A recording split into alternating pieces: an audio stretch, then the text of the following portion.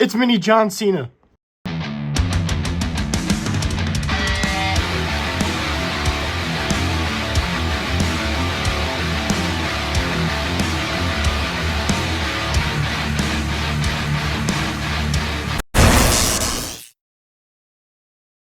What's a journey to be here today with this weekly set review of Monday Night Raw. They kicked off the show with Roman Reigns coming out, asking the crowd to acknowledge him, and then quickly Cody Rhodes' music hits, and Cody Rhodes comes out. And Roman Reigns tells Cody Rhodes he does not trust him with their history or anything, but he says the one thing he knows about him, that they both care about their families and they'll do anything for him. That is why he's on the War Games team, because his cousins are on the team, and that's why he's a part of it. And also, he's been dealing with the division way longer than Cody Rhodes. And he's like, why are you here? And then they ended up being cool and everything. And then Cody Rhodes put his hand out and he goes, well, welcome to my team. And then CM Punk's music hits. CM Punk comes out and he goes, well, I don't care whose team it is. He goes, we're all together to take on the Vision. And CM Punk's like, I'm assuming we're all cool because, like, I have history with you, Cody. Put Roman, you and me were in the same match last year and everything.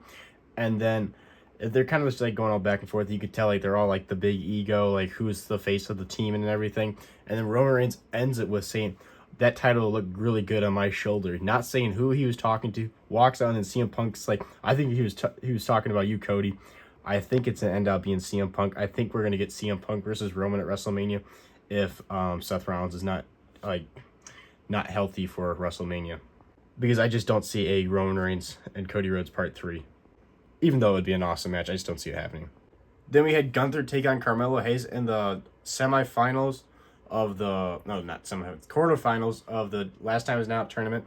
Overall, pretty good match going back and forth and everything, but Gunther ended up picking up the victory, almost choking him out, but Carmelo Hayes got out of it, but then he picked him up and hit him with the big powerbomb, 1, 2, 3. Gunther picks up the victory, and he moves on to the semifinals for the Last Time Is Now tournament, moving closer to retiring John Cena. I really hope it's not Gunther, but I got a feeling it's end up being Gunther, the person that retires John Cena. But overall, not too bad of a match. I know a lot of people want Carmelo Hayes to win, but honestly, I prefer Gunther winning than Carmelo Hayes. Then we had an absolute awesome promo. Dominic Mysterio comes out talking about how he's going to win his Intercontinental title back at Survivor Series, and he's going to take out John Cena. And saying how John Cena is a joke because he's not here on Monday Night Raw and everything. He can't do anything about it. And then John Cena's music hits, and Dominic Mysterio's going crazy. Like he's in shock. He's like, I thought John Cena can't be here. He didn't say anything, and then bam, little mini John Cena comes out. This little guy, midget. Dressed up as John Cena. It was, I think somebody said, I saw on social media saying that he is like, I know there's like midget wrestling that it goes around like it's kind of like an indie thing. I think he was a midget wrestler, dressed up as John Cena in his Survivor Series gear, comes out and cuts a promo on Dominic Mysterio saying how that the champ is here and he can't do anything about it, and Dominic Mysterio freaking kicks him straight in the head and he goes flying. Oh my god, I was dying laughing. It was funny as shit. I knew it was coming too. I still laughed at it. Rey Mysterio music hits. He comes out to save mini John Cena. And then it sets up, and then the Judgment Day's music hits, and it sets up the match between Rey Mysterio and JD McDonough. This match was okay. It wasn't terrible or anything, but it was pretty much a free win for Rey Mysterio. He picks up the victory over JD McDonough, even though Finn Balor tried getting involved, but Rey Mysterio picks up the victory with the 619 to beat JD McDonough. Then we had a really random thing. We had Solo Sikoa versus Penta in the Last Time Is Now tournament match, the quarterfinals. Match was going great and everything, and out of nowhere, Solo Sikoa picks up the victory because Penta cannot continue the match. So I don't know if he got injured. If he actually is injured, that sucks. But if that's how they just like booked it for Solo Sikoa to win, that was terrible. Made Penta look terrible. If he's injured, that sucks. I feel bad for Penta. Hopefully he's better. But I don't think he was injured. Like I didn't see him anywhere getting injured. I think that's just how they ended it. It was just horrendous because Solo Sikoa was kind of kicking Penta's ass, and I think they were trying to make Solo Sikoa look strong. But next week he's gonna lose to Gunther, and Gunther's gonna go on to the finals. I've been saying this for a while. It's gonna be Gunther and LA Knight in the finals. Whoever wins is gonna retire John Cena, which I really hope it's LA Knight that retires John Cena because he's been screwed 3 years in a row on the Money in the Bank. He's never won a world title. He deserves something big, and retiring John Cena would be huge for his career. So I really hope LA Knight's the one that retires him, not Solo Sikoa, not Gunther. The other person that's still... Jey Uso and Rusev. I don't see Rusev doing it, and I hope that God it's not Jey Uso. If it's Jey Uso, I'm going to freaking crash out because Jey Uso is ass. There's no way he retires John Cena. Then we had a huge face-off between the two women's War Games teams. We had Becky Lynch with her team running her mouth and everything like usual. And then Rhea Ripley's music hits, and Io Sky, and then Charlotte Flair, and then Alexa Bliss, and then AJ Lee's music hits. They come down there, and they start like talking shit about each other. I was half paying attention, and it ended up turning into a brawl. And AJ Lee's team stood tall. They like choked out Nia Jax and the other girl that's with them. I forgot her name, but she recently got called up from NXT. I keep on forgetting her name. But they like choked her out and everything, and they're just beating each other up. I have zero interest in the women's War Games match. It's just like, I feel like it's just like a moshed, like multiple storylines all mixed together, like they just threw together as a team.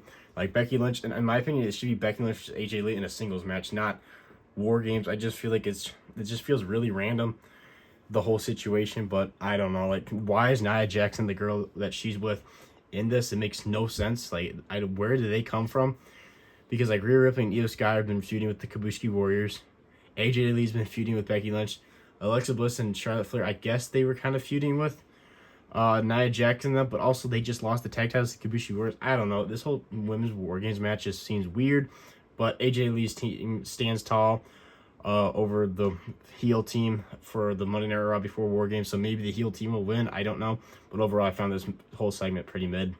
Then we had the main event, Logan Paul and Drew McIntyre taking on the Usos. Whoever wins get the advantage in the men's War Games match, which I'm super excited for because this storyline is freaking awesome. And as what CM Punk said at the beginning of the promo, I forgot to say that this is a all-star War Games team. Absolutely stacked team. But overall, the match was really good. Logan Paul, Drew McIntyre, and the Usos tearing the house down. And then Braun Breaker and Bronson Reed come out trying to get involved. And then CM Punk and Cody Rhodes come out, evening the odds, taking out Braun Breaker and Bronson Reed. And then it starts turning into a brawl and everything outside of the ring. Logan Paul and one of the Usos are still in the ring. I can't remember who it was. And they were distracted. Logan Paul rolls up one of the Usos for the pin. 1, 2, 3.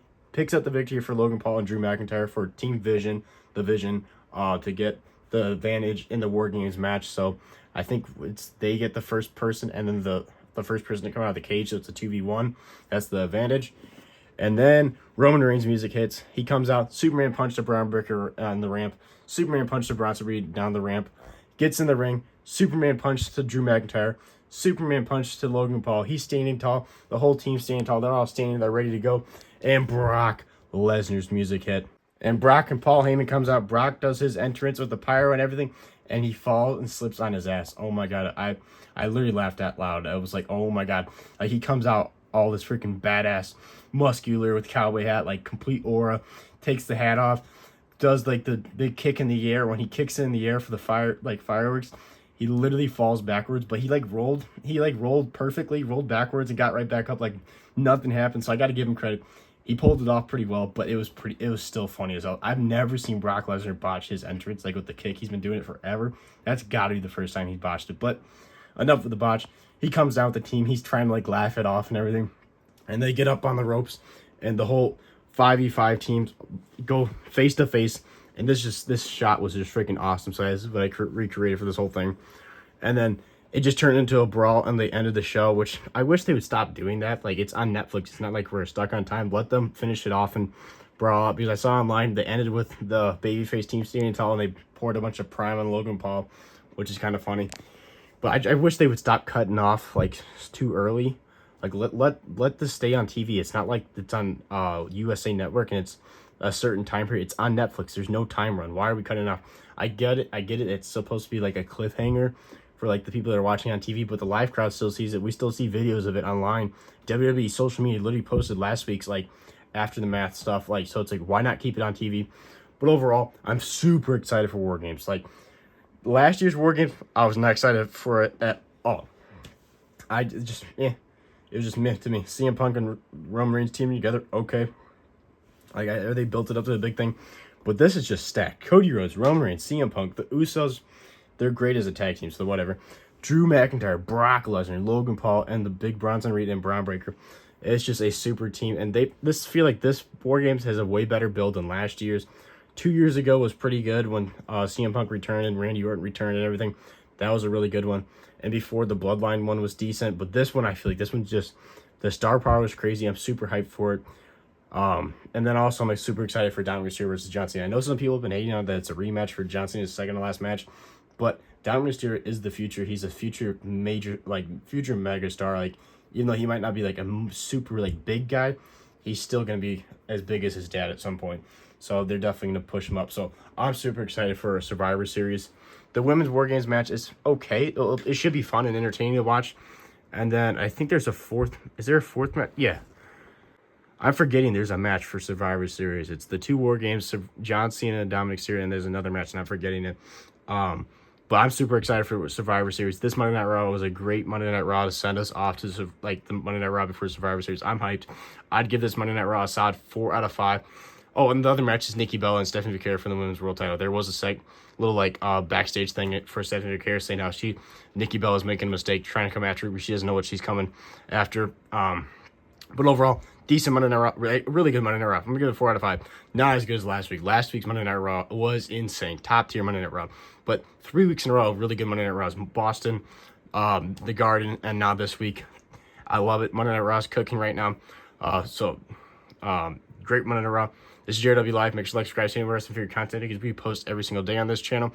So we either post a short or a video every single day. Also, go check out my Instagram, which is all lowercase JRW Live, and go check out my TikTok, which is lowercase JRW _ lowercase live. So go check those out. I would very much appreciate that, and I'll see you guys in the next one.